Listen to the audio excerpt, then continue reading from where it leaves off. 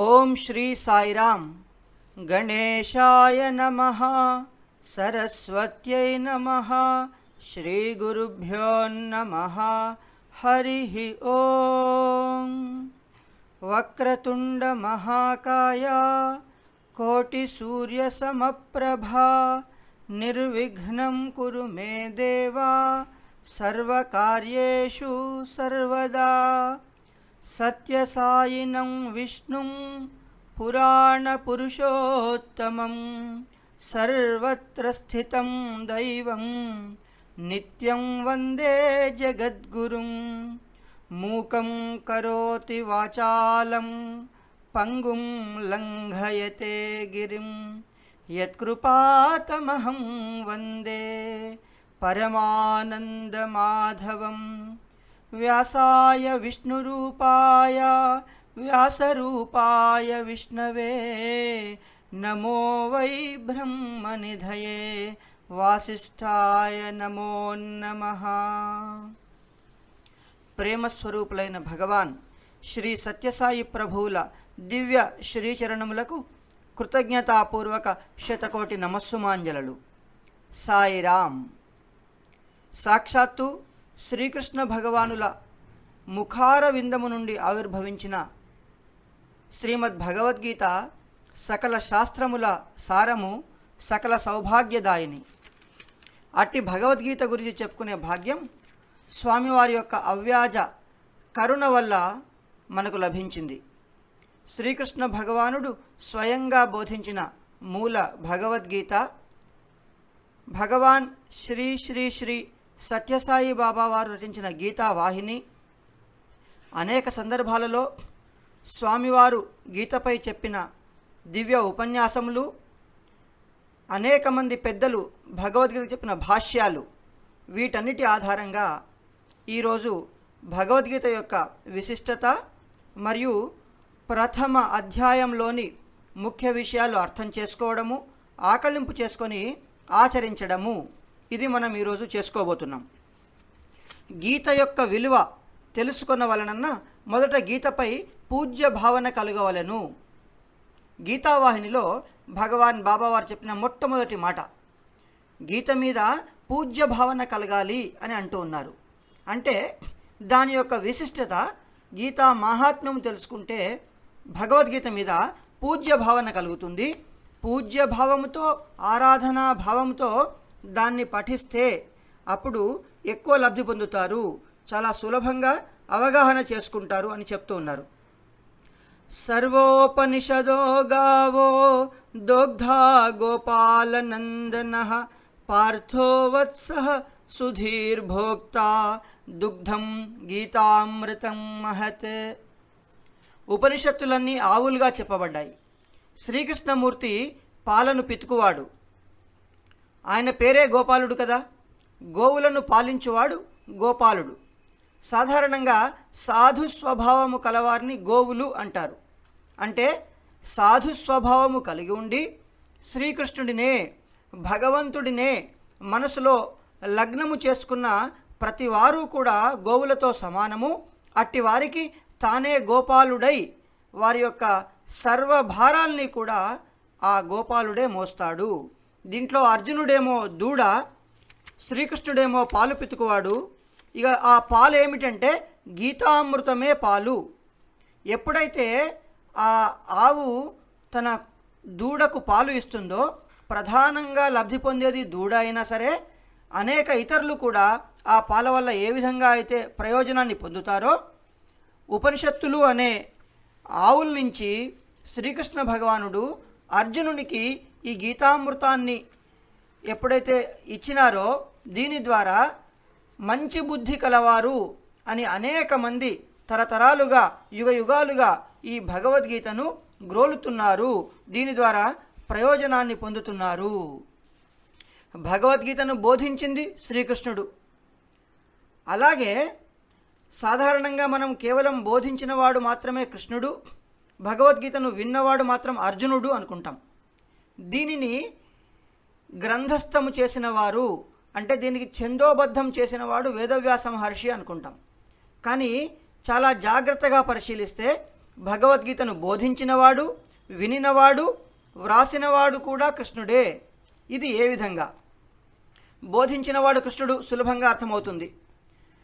ఈ గీత యొక్క 10వ అధ్యాయము విభూతి యోగంలో పాండవానాం ధనంజయ అని చెప్తూ ఉంటారు.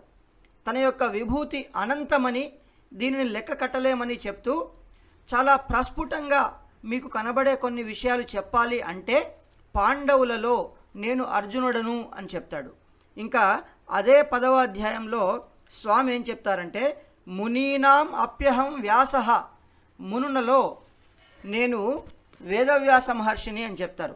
ఈ విధంగా బోధించినవాడు కృష్ణుడే, అర్జునుడి రూపంలో విన్నవాడు కృష్ణుడే, ఛందోబద్ధము చేసిన వేదవ్యాస మహర్షుల వారు కూడా కృష్ణుడే అయి ముగ్గురు కృష్ణుల యొక్క ఐక్యతతో వెలువడిన మహద్ గ్రంథము కాబట్టి ఇది మహా విశేష ఫలితాలను ఇస్తుంది ఈ గీత.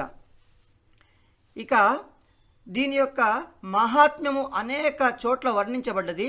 ముఖ్యంగా శ్రీ వరాహ పురాణంలో గీతా మహాత్మ్యంలో భూదేవి విష్ణుమూర్తిని గురించి ప్రశ్నిస్తుంది. ఓ భగవంతుడా, పరమేశ్వర, ప్రారబ్ధాన్ని అనుభవిస్తూ ఈ కర్మ పంకిలములో కొట్టుకుంటున్న వాడికి ఏ విధంగా భక్తి కలుగుతుంది, దీని నుంచి వాడు ఏ విధంగా బయటపడగలడు అని ప్రశ్నిస్తూ ఉన్నారు. అప్పుడు విష్ణుమూర్తి స్వయంగా సమాధానం చెప్తూ ఉన్నారు. ఎవడు నిరంతరము గీతాభ్యాసము చేయునో వానిని ప్రారంధము అంటకుండదు, కర్మలకు వాడు ఎట్టి పరిస్థితుల్లో అంటబడడు, చాలా ఇహములో పరములో చాలా సుఖముగా ఉంటాడు. ఎచట గీతను గూర్చి విచారణ, పఠనము, బోధన, శ్రవణము జరుగుచుండునో అక్కడ నేను ఎల్లప్పుడూ కూడా స్థిరముగా నివసిస్తూ ఉంటాను. నేను గీతను ఆశ్రయించుకొనే ఉన్నాను. గీతయే నా నిజమైన నివాస మందిరము. గీతను ఆశ్రయించే నేను ముల్లోకాల్ని పరిపాలిస్తున్నాను. ఎవరు నిశ్చలమైన భక్తితో గీతను పఠిస్తారో వారు సర్వ పాపముల నుండి, సర్వ బాధల నుండి విడుబడి పరమపదమైన మోక్షమును పొందుతారు. దీనిని మనము ఒప్పుకునేలాగా కొన్ని ఉదాహరణలు కూడా చెప్తూ ఉన్నారు. ఈ ప్రపంచంలో తమ పనులు తాము చేసుకుంటూ గీతను ఆశ్రయించి జనకుడు మొదలగు రాజులు పాపరహితులై పరమపదాన్ని పొందారు అని చెప్తున్నారు. ఈ విధంగా స్వయంగా విష్ణుమూర్తి భూదేవితో గీతా మహాత్మ్యంలో దీనిని వివరించారు. ఇక శంకరాచార్యుల వారు భజగోవిందంలో భగవద్గీత కించిదధీత గంగా జలలవ కణికాపీత, ఈ భగవద్గీతను కొంచెమైనా త్రాగండి, కొంచెమైనా ఆస్వాదించండి అని చెప్తూ ఉన్నారు దీని యొక్క గొప్పతనాన్ని. ఇంకా ఏం చెప్తున్నారు? గేయం గీత నామ సహస్రం ధ్యేయం శ్రీపతి రూపమజస్రం. గేయం గీత నామ సహస్రం, ఈ భగవద్గీతను మీరు గానం చేయండి అని వివరిస్తూ ఉన్నారు. ఈ శంకరాచార్యుల వారు చెప్పిన భజగోవిందానికి స్వామివారు తెలుగులో సరిసమానమైన పద్యాలు రాశారు. కొంచెము భగవద్గీత పఠనము, సమయం ఉన్నప్పుడు వీటి ద్వారా కూడా మనము ఎంతో లబ్ధి పొందవచ్చు. అయితే మీరు చెప్తూ ఉన్నారు, ఎక్కడో జనకుడు అంటూ ఉన్నారు, శంకరాచార్యుల వారు అంటూ ఉన్నారు. ఇవన్నీ కూడా పాతకాలం నాటి మాటల్లాగా అనిపిస్తూ ఉన్నాయి. ఈ కాలానికి ఈ భగవద్గీత సరిపోతుందా? దీని ద్వారా లబ్ధి పొందిన వారు ఇప్పుడు ఎవరైనా ఉన్నారా? గీతా పఠనము ఇప్పుడు చేయడం సమంజసమేనా అనే ఒక ప్రశ్న ఇప్పుడున్న యువకులు అడగవచ్చు. దీనికి స్వామి వివేకానందను మనం ఆదర్శంగా తీసుకోవచ్చు. శ్రీమద్ భగవద్గీతను చాలా చాలా చాలా ఆశ్రయించిన వారు వివేకానంద. ఈ భగవద్గీత వేదముల ఉపనిషత్తుల సారము అని చెప్తూ ఉన్నారు. ఈ గీత యొక్క సారాంశమంతా కూడా ఒక్క శ్లోకంలో తెలియపరచాలి అంటే భగవద్గీతలో 2వ అధ్యాయంలో 3వ శ్లోకం మీరు తీసుకోండి అన్నారు. క్లైబ్యం ఆస్మగమ పార్థ నైతత్వయ్యుపపద్యతే క్షుద్రం హృదయ దౌర్బల్యం త్యక్తోత్తిష్ఠ పరంతపా. ఉత్తిష్ఠ పరంతపా. ఓ అర్జున, అధైర్యాన్ని భయాన్ని పొందకము, పిరికితనము తగదు, నీచమైన ఈ హృదయ దౌర్బల్యము విడువుము, నీ కర్తవ్యాన్ని నీవు నిర్వహించుము. స్వామి ఏం చెప్తున్నారంటే బీ ఫియర్లెస్, అసలు భయము పిరికితనము వద్దు. గీత యొక్క సారాంశం ఇదే. ఈ దుఃఖపడము, భయపడము, బాధపడము వద్దు. Be fearless. వివేకానంద చెప్పే arise, awake, stop not till the goal is reached అనే ఇది బహుప్రాచుర్యంలో పొందిన ఒక సూక్తి కానివ్వండి, బీ ఫియర్లెస్ అనే వారి సందేశం కానివ్వండి, భగవద్గీత ద్వారానే వారు చెప్పారు. ఇక మహాత్మా గాంధీ చెప్తూ ఉన్నారు, నన్ను సంశయములు ఆవరించినప్పుడు, సంకటములు సంభవించినప్పుడు, నిరాశ నిస్సత్తువులకు నేను లోనైనప్పుడు నేను భగవద్గీతను తెరిచి చూస్తాను. అందులో ఏదో ఒక శ్లోకము నన్ను ఊరడిస్తుంది, నాకు సమాధానం దొరుకుతుంది. ఎన్నో ఘోర సంకటాలు అనుభవిస్తూ ఉన్నా, ఒడిదొడుకులు కలుగుతూ ఉన్నా, వీటన్నిటి మధ్య నా మనసు మీద ఇవి ఏవి కూడా ఇంతైనా ప్రభావం చూపకుండా నేను పరమశాంతంగా ఉండి నా లక్ష్యము వైపే నేను పనిచేస్తున్నానంటే ఈ గీత యొక్క మహిమే కారణము అని మహాత్మా గాంధీ గారు చెప్తూ ఉన్నారు. వారు ఒక చక్కటి మాట చెప్తూ ఉన్నారు, మీకు సంస్కృతం వచ్చా? ఆ కాలంలో చెప్పిన మాట. ఈరోజే భగవద్గీత కొనండి. ఒకవేళ సంస్కృతం రాకపోతే ఈరోజే నేర్చుకోండి. ఎందుకు అంటే భగవద్గీతను సరిగ్గా అర్థం చేసుకోవడానికి అంటూ ఉన్నారు.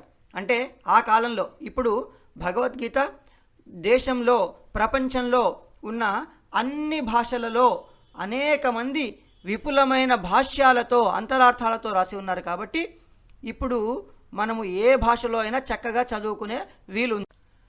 సాధారణంగా ఆధ్యాత్మిక సాధన పరము గురించి చేస్తూ ఉంటారు. ఈ జన్మ తర్వాత మరొక మంచి జన్మ రావాలి అనేసి సాధారణంగా చేస్తూ ఉంటారు. అయితే ఈ భగవద్గీతలో ఒక గొప్ప విశేషం ఏముంటంటే, గీత యొక్క పఠనము చేసి ఆచరిస్తే ఇహములో ఇప్పుడే ఇక్కడే కలిగే లాభాలు అనేకం ఉన్నాయి. ఇదే గీతకు అనేక ప్రపంచవ్యాప్తంగా ఎంతో ప్రాచుర్యం రావడానికి ప్రధానమైన ఆకర్షణ. అఫ్కోర్స్ ఎలాగూ పరములో కలిగే మోక్షము అనండి, భగవంతునితో సామీప్యము, సాయుజ్యము, సాలోక్యము అనండి, ఇవన్నీ కూడా తప్పక కలుగుతాయి. కానీ ఇప్పుడే ఇక్కడే లభించే ప్రధానమైన ప్రయోజనాలు అనేకం ఉండడము గీత యొక్క ఆకర్షణ. నిరాశ నిస్సత్వ సందేహములు కలిగినప్పుడు యుగ యుగాలుగా తరతరాలుగా దేశ ప్రాంత జాతి మతాలకు అతీతంగా అందరూ సమాధానం కోసం, ఆశ కోసం, సాంత్వన కోసం, పరిష్కారం కోసం, లక్ష్య సాధన కోసం గీతను ఆశ్రయిస్తూ ఉన్నారు. భారతదేశంలోనే కాక అనేక పాశ్చాత్య యూనివర్సిటీలో గీతా సారాంశాన్ని, గీతా సందేశాన్ని డిగ్రీలలో, పీజీలలో, ఎంబీఏ లాంటి పెద్ద పెద్ద మేనేజ్మెంట్ కోర్సుల్లో కూడా బోధిస్తూ ఉన్నారు. అమెరికాలో న్యూజెర్సీలో కల సెటన్ హాల్ యూనివర్సిటీలో విద్యార్థులకు ఈ యూనివర్సిటీ చదువుల్లో భగవద్గీతను కంపల్సరీ బోధనాంశంగా చేశారు.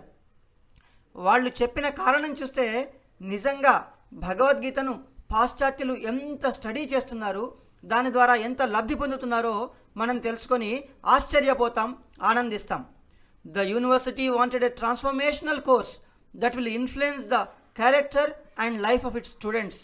అంటే ఈ విద్యార్థుల జీవితాన్ని మంచి వైపుకు త్రిప్పగలిగే, వారిలో సద్గుణాల్ని అలవర్చగలిగే ఒక కోర్స్ కావాలి, మాకు ఒక బోధనాంశం కావాలి అని చాలా పరిశోధించినప్పుడు దీనికి భగవద్గీత చాలా ఉపయుక్తమైంది అని తెలుసుకున్నారు వాళ్ళు. ఇంతటి మహామహిమాన్వితమైన భగవద్గీతలోనికి ప్రవేశిద్దాం. ఇది శ్రీమద్ భగవద్గీతాసు ఉపనిషత్సు బ్రహ్మ విద్యాయాం యోగశాస్త్రే శ్రీకృష్ణార్జున సంవాదే అర్జున విషాదయోగో నామః. భగవద్గీతలో ఈ విధంగా ఉంటుంది. ఇది బ్రహ్మ విద్య, యోగ శాస్త్రము. ఈ భగవద్గీత ఉపనిషత్సుల సారము.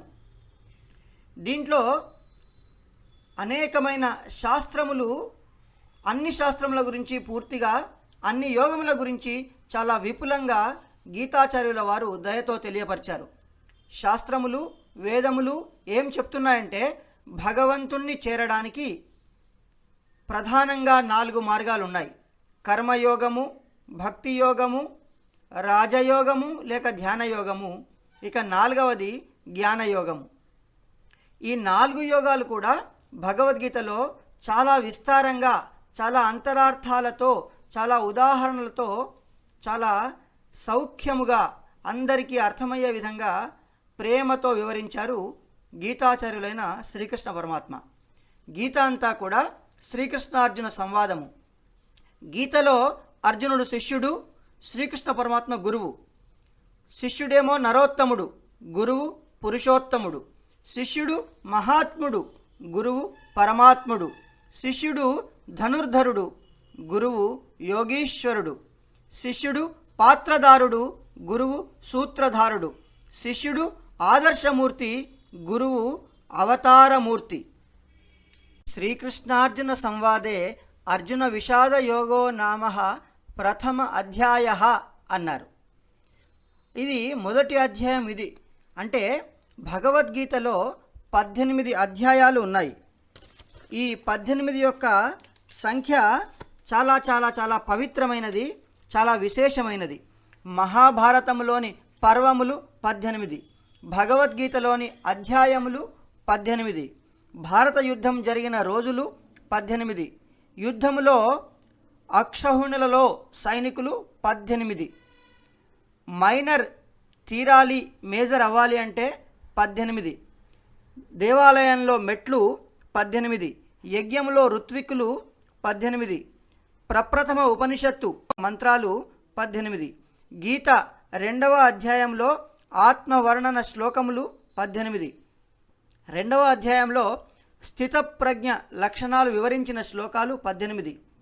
ఈ విధంగా ఈ 18 అనేది అహం బ్రహ్మాస్మి అనే మహావాక్యాన్ని తెలుపుతూ ఉంది. ఈ 18 చాలా విశేషంగా శ్రీ వేదవ్యాస మహర్షుల వారు తరచూ ఈ 18 ఉపయోగిస్తూ ఉంటారు. మహాభారతంలో గీత పూర్తి అయిన తర్వాత ఇంకా ఈ మహాభారతంలో గీత ఎక్కడ ఉంది అని చూస్తే భీష్మ పర్వంలో భగవద్గీత 18 అధ్యాయాలుగా ఉంది. ఈ భగవద్గీతలో వేదవ్యాసుల వారు భారతంలో చెప్పిన సంఖ్య 745 శ్లోకాలు. కానీ ప్రస్తుతము మనము భగవద్గీతను 700 శ్లోకములు ఉన్న ప్రతిగా మనకు ఈ తాళపత్ర గ్రంథాలలో కొన్ని మిస్ అయిపోవడం కానివ్వండి, వివిధ కారణాల వల్ల మనకు పూర్తిగా ఒక మిగిలిన 44-45 శ్లోకాలు లభించలేదు అని చెప్పుకోవచ్చు. మనము ప్రపంచవ్యాప్తంగా ఇప్పుడు అనుసరిస్తున్న గీతా గ్రంథమును 700 శ్లోకములు అని చెప్తూ ఉంటారు.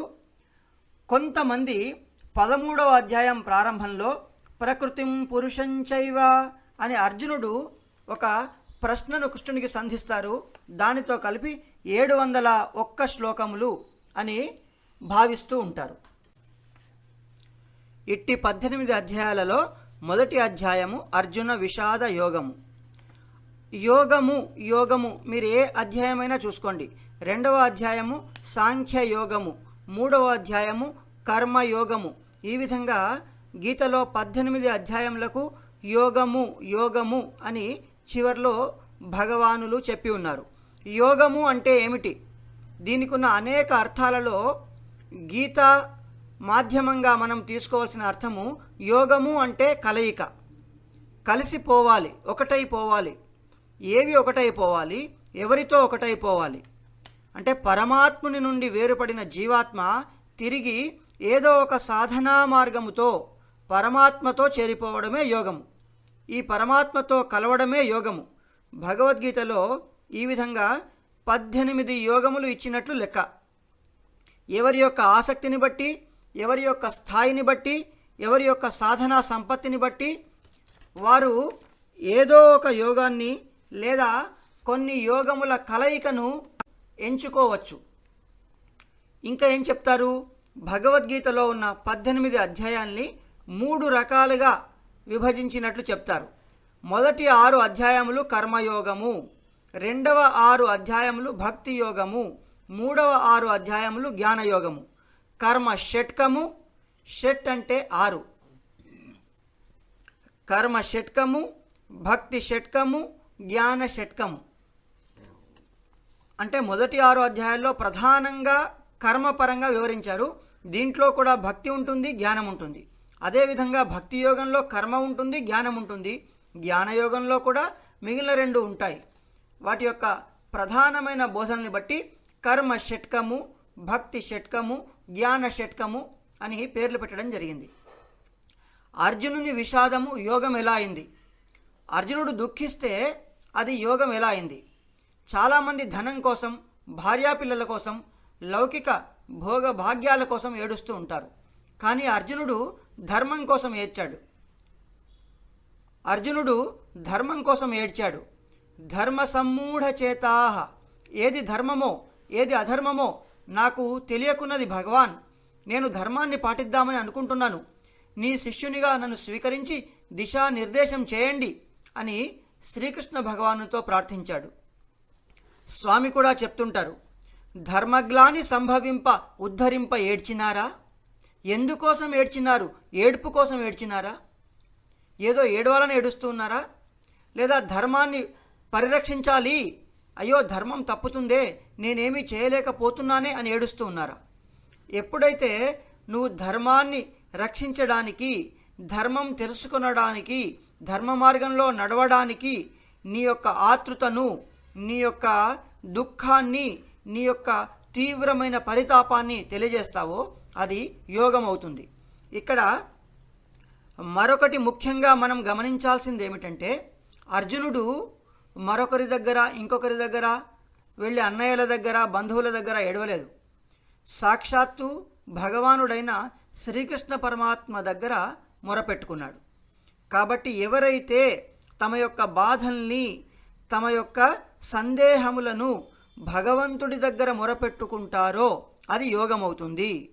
మన యొక్క సాధారణంగా లౌకికమైన ప్రపంచంలో ఏం చూస్తామంటే, అందరూ కూడా వేరే వ్యక్తితో మాట్లాడినప్పుడు తమ యొక్క బాధలు చెప్పుకుంటూ ఉంటారు. తమ బాధలు చెప్పుకోకూడదు.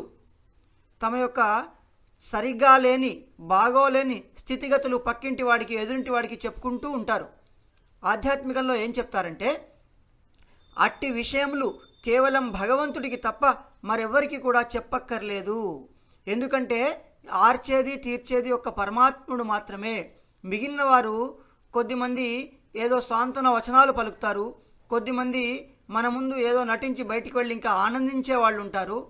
తల్లిదండ్రులు, చాలా కావలసిన వాళ్ళు ఈ బాధను వారు కూడా స్వీకరించి వారు బాధపడతారు. కానీ దీనికి సమాధానం చెప్పేది, దీనికి నీకొక సొల్యూషన్ ఇచ్చేది కేవలం పరమాత్ముడు మాత్రమే. గీతలో మొట్టమొదటి శ్లోకము, ధర్మక్షేత్రే కురుక్షేత్రే సమవేతా యుయుత్సవః. ధర్మ ధ అనే అక్షరంతో ప్రారంభమవుతుంది. చిట్ట చివరి శ్లోకము, యత్ర యోగీశ్వరః కృష్ణో యత్ర పార్థో ధనుర్ధరః తత్ర శ్రీర్విజయో భూతిః ధ్రువా నీతిర్మతిర్మమ. మా అనే అక్షరంతో ఇది అంతమవుతుంది. ధమ, ధమ. ధమ్మ అంటే సాధారణంగా ధర్మ అనే పదాన్ని, దాన్ని రూపాంతరంగా ధమ అంటారు. అంటే భగవద్గీత ధర్మ ప్రధానమైనటువంటిది అని తెలుస్తూ ఉంటుంది. గీతావాహినిలో భగవాన్ బాబావారు ఏం చెప్తారంటే, భగవద్గీతలో ఉపక్రమములో, ఉపసంహారములో ఉన్నవే ప్రధానమైన అంశములు అయి ఉంటాయి. ఉపక్రమము అంటే ప్రారంభంలో ధర్మక్షేత్రే కురుక్షేత్రే, ధర్మము గురించి ఉంది కాబట్టి చివర్లో కూడా సంక్షిప్తముగా ధర్మం గురించే చెప్పారు. కాబట్టి ఎక్కడ ధర్మం ఉంటుందో అక్కడ కృష్ణుడు ఉంటాడు, ఎక్కడ కృష్ణుడు ఉంటాడో అక్కడ విజయం ఉంటుంది అని చెప్పారు. కాబట్టి ధర్మమే ఈ గీతలో ప్రధానమైనది అని స్వామి చెప్తూ ఉంటారు.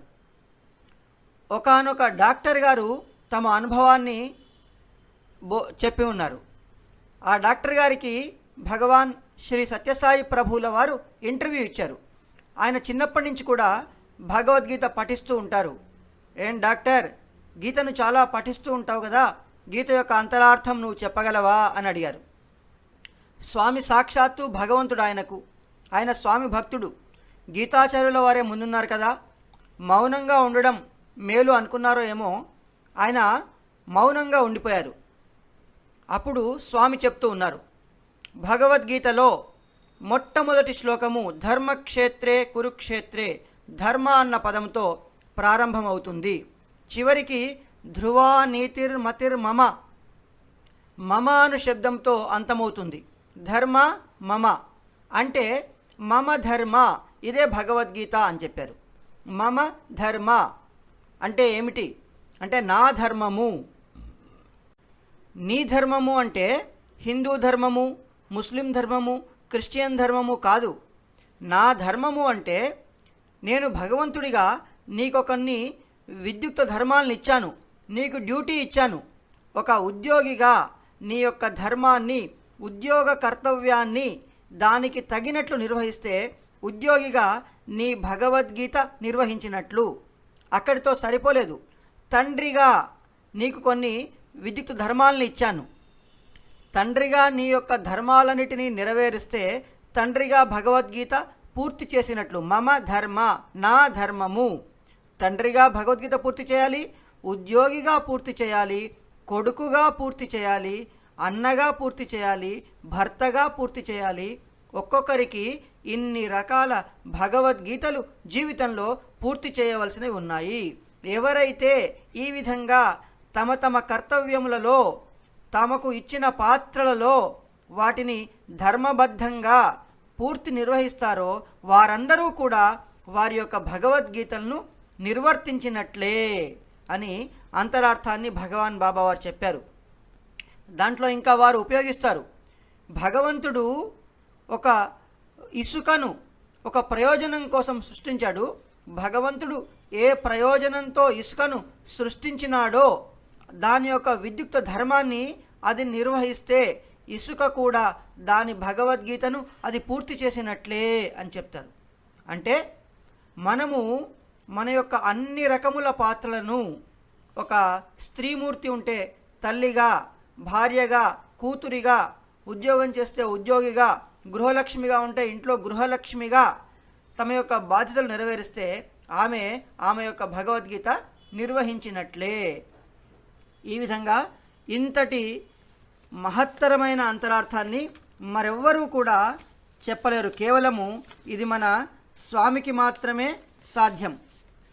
ఇంకొంతమంది చెప్తారు, మొట్టమొదటి శ్లోకము ధర్మక్షేత్రే కురుక్షేత్రే, దీనిని వారు అటు ఇటు మార్చి క్షేత్రే క్షేత్రే ధర్మం కురు అంటే ఎక్కడ ఉన్నా, క్షేత్రము అంటే ప్రదేశము అని ఒక అర్థము, క్షేత్రము అంటే దేహము అని విశేషమైన అర్థము. ఏ ప్రదేశంలో ఉన్నా ధర్మాన్ని నిర్వహించు మామూలు అర్థము. దేహరీత్యా నువ్వు ఏ విధంగా ఉన్నా, ఎన్ని దేహాలు మారుతూ ఉన్నా ధర్మాన్ని గట్టిగా పట్టుకో, నీ దేహము ద్వారా ధర్మాన్ని ఆశ్రయించు, ధర్మాన్ని నిర్వహించు, ధర్మాన్ని నిర్వర్తించు. భగవద్ అనుగ్రహానికి అదే రాచబాట. ఈ విధంగా మొట్టమొదటి అధ్యాయంలో ధర్మక్షేత్రే కురుక్షేత్రే సమవేత యుయుత్సవ దీంట్లో ప్రారంభమైన తర్వాత అప్పుడు సంజయుడిని ధృతరాష్ట్రుడు అడిగాడు కదా, ఏం చేస్తున్నారు అని చెప్తూ ఉన్నాడు. దుర్యోధనుడు ద్రోణాచార్యుల వారి దగ్గరికి వెళ్ళి ఇరుపక్షంలో ఉన్న సేనల గురించి విస్తారంగా చెప్పి ఉన్నారు. ఆ తరువాత ముందుగా భీష్ముడు తన యొక్క శంఖాన్ని పూరించిన ఘట్టాన్ని చెప్తారు. కౌరవుల వైపు మరే ఇతర పేర్లు కూడా గీతలో శంఖాన్ని పూరించేది దాన్ని ప్రస్తావించలేదు. ఆ తర్వాత శ్రీకృష్ణ భగవానుడు పాంచజన్యం అనే శంఖాన్ని ఊదినారు, అర్జునుడు దేవదత్తం అనే శంఖాన్ని ఊదినారు. ఇంకా మిగిలిన వాళ్ళు కూడా భీముడు, నకుల సహదేవులు, ధర్మరాజు వీరందరూ కూడా ఏ శంఖాల్ని ఊదారు. అక్కడ యుద్ధానికి వచ్చిన వారందరూ కూడా ఏ విధంగానైతే మనం ప్రేయర్ చేయాలంటే ఒక బెల్ కొడతామో, బెల్ కొట్టిన తర్వాత ప్రేయర్ ఎట్లా మనం స్టార్ట్ చేస్తామో, యుద్ధానికి ముందు వారందరూ కూడా శంఖాల్ని పూరిస్తూ ఉంటారు. ఇట్టి శంఖ నినాదములతో ఆ ప్రాంతమంతా కూడా దద్దరిల్లిన తర్వాత అర్జునుడు తన రథసారథి అయిన శ్రీకృష్ణ పరమాత్మను అడుగుతాడు. సేనయోరుభయోర్మధ్యే రథం స్థాపయమే అచ్యుత. ఓ అచ్యుత, ఓ కృష్ణ పరమాత్మ, ఇరు సేనల మధ్యలో నా రథాన్ని నిలుపుము అని ప్రాధేయపడతాడు. నేను వీరందరినీ కూడా ఒకసారి పరిశీలనగా చూస్తాను. అక్కడికి వెళ్ళిన తర్వాత వైరిపక్షంలో, ఎదుటిపక్షంలో ముందు వరుసలో గురు సమానులైన భీష్మాచార్యులు, ద్రోణాచార్యులు, కృపాచార్యులు కనిపిస్తారు. ఇంకా మిగిలిన వాళ్ళు కూడా తండ్రి సమానులు, సోదర సమానులు, అందరూ కూడా గురువులు, తండ్రులు, తాతలు, పెదనాన్నలు, చిన్నాన్నలు, బంధువులు కనిపిస్తూ ఉంటారు. అతనిలో తీవ్రమైన మమకారము, వీరందరూ కూడా నావారు, ఇట్టివారిని యుద్ధంలో చంపి చేసేదేముంటుంది అని ఒక రకమైన అజ్ఞానము అతనిలో బయలుదేరింది. అప్పుడు ఇంకా అతను చెప్తూ ఉన్నాడు, యుద్ధము చేయడానికి వచ్చిన వాళ్ళందరూ కూడా నా దగ్గరి బంధువులు. వీళ్ళని చూసి నా అవయవాలు పట్టుతప్పిపోతున్నవి, నోరు ఎండుకొని పోతుంది, శరీరము వణుకు పుట్టుతుంది, గగురుపాటు కలుగుతుంది, గాంధీవము చేతి నుండి జారిపోతుంది, నాకు నిలబడ్డానికి కూడా శక్తి లేకుండా ఉంది. ఓ కృష్ణ పరమాత్మ, నకాంక్షే విజయం కృష్ణ నచ రాజ్యం సుఖాని చ కిమ్నో రాజ్యేన గోవింద కిం భోగైర్జీవితేన వా. నాకు ఈ రాజ్యం వద్దు, ఈ విజయం వద్దు, ఈ సుఖాలు వద్దు, ఈ భోగభాగ్యాలు వద్దు. వీటి వల్ల నాకేం ప్రయోజనము? నాకు ఈ 3 లోకాల ఆధిపత్యం ఇచ్చినా వద్దు. నా అనుకున్న వాళ్ళందరూ కూడా, ఎవరు మా బంధువులు ఉన్నారో వారందరూ చనిపోయిన తర్వాత నేను ఇంకా ఈ రాజ్యాన్ని పొంది ఏం ప్రయోజనం అని, పైగా అతను ఒక తాను ధర్మము అనుకుంటున్న ఒకదాన్ని ప్రతిపాదిస్తున్నాడు. ఆయన ఏం ప్రతిపాదిస్తున్నాడు అంటే, నాకిప్పుడు యుద్ధం చేయడం మంచి పని కాదు కదా, యుద్ధం చేస్తే అనేక మంది చనిపోతారు కదా, చంపడం అన్నది సరికాదు. కాబట్టి ఆయన ఏమనుకుంటున్నాడు, కృపయా పరయావిష్టో విషీదన్నిదమబ్రవీత్. నాలో కృప నన్ను ఆవహించింది, కరుణ, దయ, జాలి నాలో ప్రవేశించింది. దయ మంచిదే కదా కృష్ణ పరమాత్మ, నేను దయ చూపుతాను కదా, దయ చూపుతా అంటే నువ్వు ఎందుకు వద్దంటావు, ఇప్పుడు యుద్ధం అంటావేంటి అని అంటూ ఉన్నాడు. యుద్ధం ఇప్పటికిప్పుడు వచ్చింది కాదు కదా, అనేక సంధి ప్రయత్నములు, శాంతి ప్రయత్నములు విఫలమైన తర్వాత, ఇరుపక్షములు అంగీకరించిన తర్వాతనే కదా యుద్ధానికి సన్నద్ధమయ్యారు. పాండవులు, కౌరవులు అనేక ఇతర రాజులను తమ తమ పక్షాన యుద్ధానికి నిలబెట్టి ఉన్నారు కదా. ఇప్పుడే హఠాత్తుగా వచ్చినట్టు నేను యుద్ధం చేయను అనేది సబబు కాదు. పైగా కృష్ణుడు చెప్తూ ఉన్నాడు, అర్జున బావా, ఇందుకేనా నిద్రపోతున్న నన్ను లేపి యుద్ధంలో నా పక్షాన ఉండుమని అభ్యర్థించావు? పిరికివాడిలాగా పారిపోవడానికేనా? పైగా యుద్ధానికి ప్రారంభ సంకేతముగా శంఖ నినాదాలు చేసినప్పుడు నీవు కూడా శంఖ నినాదం చేసి ఉన్నావు కదా. ఈ పరిస్థితిలో యుద్ధం నుండి వెనుదిరగడం సభ్యత కాదు. పైగా ఇది క్షాత్రధర్మం కాదు. క్షత్రియుడుగా, ఒక రాజుగా నీ విద్యుక్త ధర్మం యుద్ధం చేయడం. నీవు యుద్ధం చేయకపోతే దుర్యోధనాదులు తమ అధర్మ పరిపాలన అలాగే కొనసాగిస్తారు. ఇది ధర్మానికి కూడా విరుద్ధమవుతుంది అని ఈ విధంగా యుద్ధం ఎందుకు చేయాలో అనేకమైన విషయములు, దానికి సంబంధించిన బోధలు కృష్ణ భగవానుడు మున్ముందు చేయబోతూ ఉన్నారు.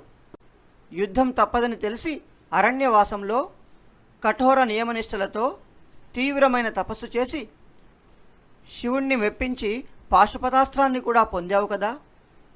ఇంద్రుడి దగ్గరికి వెళ్ళి అనేకమైన దివ్యాస్త్రాల్ని సంపాదించుకున్నావు కదా. ఇవన్నీ యుద్ధము రాబోతుందని తెలిసే చేసావు కదా. ఇప్పుడేదో హఠాత్తుగా వచ్చినట్లు ఈ యుద్ధం నుండి వెనుదిరిగిపోతానడం ఎట్టి పరిస్థితుల్లో కూడా ఇది సరియైన నిర్ణయం కాదు. కృష్ణ పరమాత్మ ఇంకా మొదటి అధ్యాయంలో అతను ఎక్కువగా మాట్లాడరు. ఈ మొట్టమొదటి అధ్యాయం అంతా కూడా అర్జునుడు తన యొక్క బాధను, తన యొక్క సంశయాల్ని చెప్పడానికి మాత్రమే వినియోగిస్తారు శ్రీ వేదవ్యాస మహర్షుల వారు. దీంట్లో కూడా అంతరార్థాన్ని మనం తెలుసుకోవాలి. ఏమిటి అంతరార్థం అంటే, ఎవరైనా తమ యొక్క బాధల్ని, తమ యొక్క గోడును వెళ్ళబుచ్చుతుంటే పూర్తిగా వినాలి. ఎక్కువగా వింటూ ఉంటే, పూర్తిగా వింటే మొట్టమొదట వారికి నమ్మకం కలుగుతుంది. మనం ఎవరితో అయితే చెప్పుకుంటున్నామో వారి వల్ల ప్రయోజనం ఉంటుంది అన్న నమ్మకం వారికి కలుగుతుంది. అలా అందరిలో కల్లా పెద్ద సైక్రియాటిస్ట్ శ్రీకృష్ణ పరమాత్మ కాబట్టి కృష్ణుడు తన యొక్క బాధలు అర్జునుడు చెప్పినవన్నీ కూడా విన్నాడు. మొత్తము ఏమాత్రము కూడా దానికి అడ్డుపడలేదు. ఒక అధ్యాయం అంతా కూడా అర్జునుడినే చెప్పనిచ్చాడు. అప్పుడు తర్వాత అతనికి చెప్తారు, ఇది కృప కాదు, అంటే ఇది దయతో జాలితో వచ్చింది కాదు, నేను నావారు అనే మమకారముతో అజ్ఞానముతో ఇది వచ్చిన దుఃఖమే తప్ప దయతో కాదు. ఎందుకు అంటే వారు చెప్తూ ఉన్నారు, ఇప్పుడు శరీరంలో ఒక దగ్గర ఒక పుండు లేచింది. ఆ పుండును సర్జరీ చేసి తీసేయాలి. తీసేయకపోతే శరీరం అంతా వ్యాపించి ఈ శరీరం మొత్తం పాడైపోయే అవకాశం ఉంది. అప్పుడు డాక్టర్ వచ్చేసి, నేను ఇతన్ని సర్జరీ చేయను, నేను కట్ చేయాలి కదా, నేను కత్తిరించను, నాకు చాలా బాధగా ఉంది అని అంటే అది ధర్మం అవుతుందా? కాబట్టి అదేవిధంగా ఈ శరీరంలో ఈ మొత్తము కురుపాండవులు అందరూ కలిసి ఉన్న శరీరంలో దుర్యోధనుడు ఒక పుండుగా తయారైపోయాడు. వారి యొక్క సేన ఒక పుండుగా తయారైపోయింది. అధర్మంగా పరిపాలిస్తూ ఉన్నారు, అందరినీ ఇబ్బంది పెడుతూ ఉన్నారు. అందరూ కూడా చాలా అశాంతిగా, ప్రజలందరూ కూడా చాలా అశాంతిగా జీవనం గడుపుతూ ఉన్నారు. కాబట్టి ఈ పుండును త్రెంచేయాలి.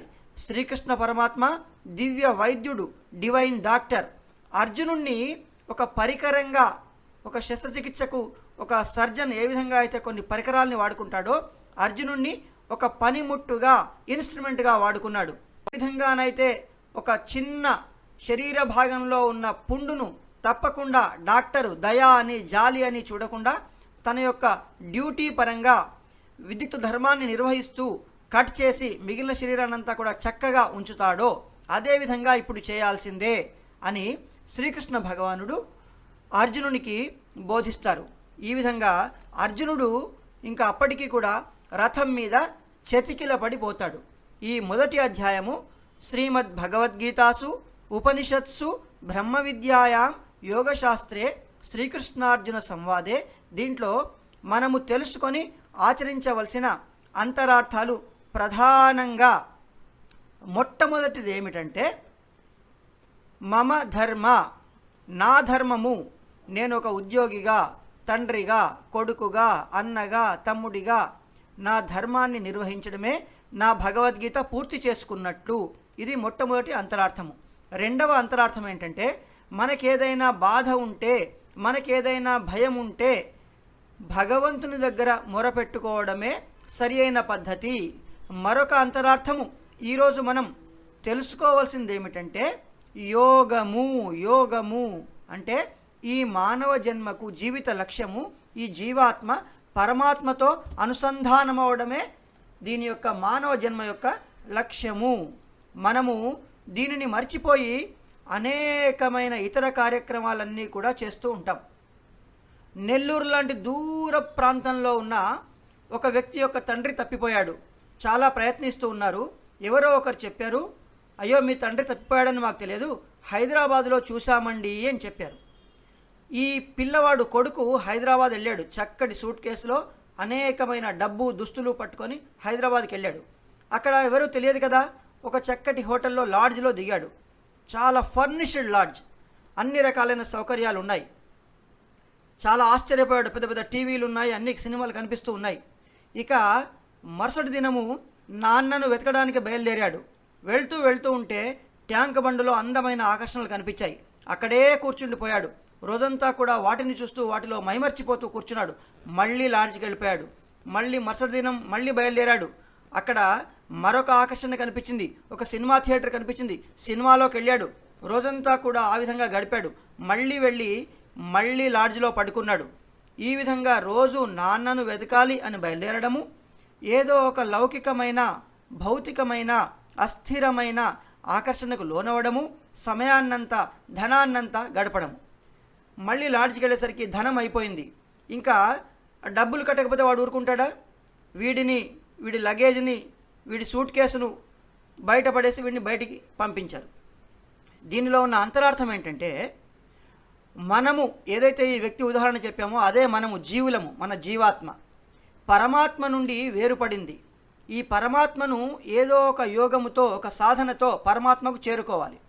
కాబట్టి కర్మయోగము, ధ్యానయోగము, భక్తి యోగము, రాజయోగము మనం అనుసరించి భగవంతుని చేరడానికి మార్గాలు వెతకాలి. కానీ బయటికి వచ్చేసి ఇవన్నీ మర్చిపోయి వేరు పనుల్లో పడుతూ ఉన్నాము.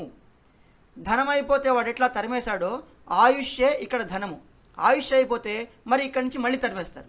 కాబట్టి విజ్ఞులమైన మనము ఈ భగవద్గీత ఆధారంగా కర్మయోగము కానివ్వండి, భక్తి యోగము కానివ్వండి, రాజయోగము కానివ్వండి, జ్ఞానయోగము కానివ్వండి, సాక్షాత్తు శ్రీకృష్ణ పరమాత్మ ముఖారవిందము నుండి వెలువడిన ఇట్టి యోగాలలో అనువైనది ఏదైనా ఒకటి కానీ, కొన్ని కలుపుకొని కానీ మన యొక్క సాధనా సంపత్తిని బట్టి, మన యొక్క స్థితిని బట్టి అలవర్చుకొని దీనిని జీవితంలో మనము ఆచరించి ఆకళింపు చేసుకొని ఈ ఆచరణ ద్వారా భగవంతుని దగ్గరికి వెళ్ళే అనుగ్రహాన్ని పొందుదాం.